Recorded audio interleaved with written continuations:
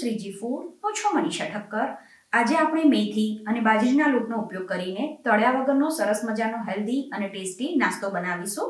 તો ચાલો આને બનાવવાનું શરૂ કરીએ. આ વાનગી બનાવવા માટે સૌથી પહેલા 1 કપ ચાળેલો બાજરીનો લોટ લેવાનો. પછી આમાં અડધાથી પોણા કપ જેટલી ઝીણી સમારેલી મેથીની ભાજી ઉમેરવાની.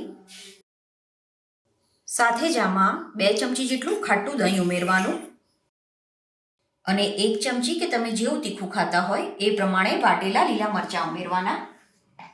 અને સાથે જ થોડો અજમો, સ્વાદ પ્રમાણે મીઠું, થોડી હળદર, અડધી ચમચી કે તમારા સ્વાદ પ્રમાણે લાલ મરચું ઉમેરવાનું, 1 ચમચી જેટલા કાચા તલ ઉમેરવાના અને 2 ચપટી જેટલો ખાવાનો સોડા ઉમેરી દેવાનો.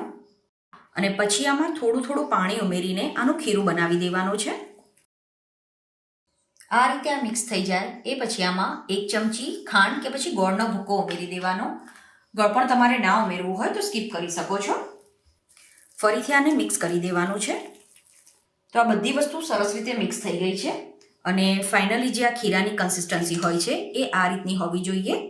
પછી એક નોનસ્ટિકની કે લોખંડની તવી લેવાની. તો અત્યારે મેં નાના રાઉન્ડ શેપવાળી જે આ નોનસ્ટિકની તવી આવે છે એ યુઝ કરી છે. આના બદલે સિમ્પલ નોનસ્ટિકની તવી યુઝ કરવી હોય તો પણ કરી શકાય.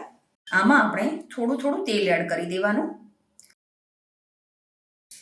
પછી આમાં થોડા તલ એડ કરી દેવાના. તો આ રીતે હવે થોડું ખીરું આપણે આમાં એડ કરવાનું છે અને આને વધારે જાડું પણ નહીં અને પાતળું પણ નહીં એવું સ્પ્રેડ કરવાનું. તો આ જે મોલ્ડની સાઇઝ છે એ પ્રમાણે મેં 1 ચમચી જેટલું ખીરું આમાં એડ કર્યું છે.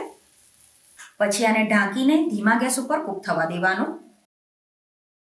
આ રીતે થોડું કૂક થઈ જાય એટલે એની ઉપરની સાઈડ પણ ફરીથી થોડા તલ એડ કરી દેવાના.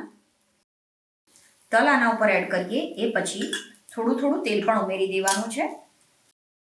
તમારે જો આને ઓછા તેલમાં બનાવવું હોય તો પણ બનાવી શકાય, પણ આ રીતે જો તમે ફરીથી પણ થોડું તેલ એડ કરશો તો આ નાસ્તાનું આઉટર લેયર એકદમ સરસ ક્રિસ્પી બને છે. તો આ એક સાઈડ સરસ રીતે કૂક થઈ ગયું છે તેને ફેરવી દેવાનું. ફરીથી આને ઢાંકવાની જરૂર નથી. હવે એને ખુલ્લું જ કૂક થવા દેવાનું છે. તો આને બંને સાઈડથી એકદમ સરસ ક્રિસ્પી શેકવાનું.